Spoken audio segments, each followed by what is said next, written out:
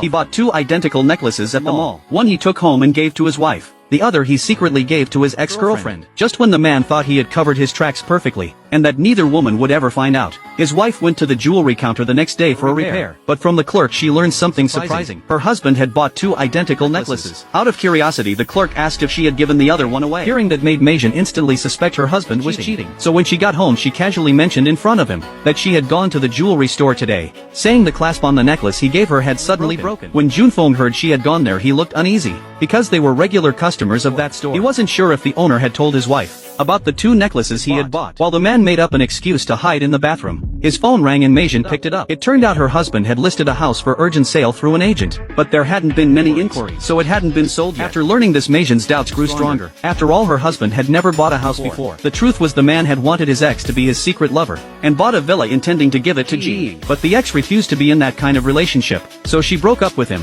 Junfeng didn't want his wife to discover the house, so he tried to sell it. Unexpectedly, Majan ended up buying the villa herself. Inside she found two matching couple hats, and on the floor lay the cold medicine she had packed for her husband's last business trip. At that moment she knew her husband had someone else. That same day Junfeng got a call from the agent, saying the house he was selling had been purchased. The agent also mentioned he had called the night before, and that his wife had answered the phone. Hearing that made Junfeng panic. That night he bought a bouquet of flowers for his wife. Since it was the first time she had ever received flowers from him, she didn't embarrass him, but her attitude toward him was distant. Her calm silence made Junfeng feel guilty, so he knelt before her and admitted his mistake, begging her to let out her anger if she needed to. He explained that he and the other woman had only been together briefly, and had completely cut off contact afterward. He swore such a thing would never happen again, because in his heart his wife was the one he truly loved. Eventually, under his sweet words, Majan chose to forgive him. After all, she had already been divorced once, and didn't want to go through it again. She forgave him just to give him one last chance, but their relationship still carried a shadow. Majan pretended not to care. She couldn't stand being close to him anymore. Every time he tried to kiss her,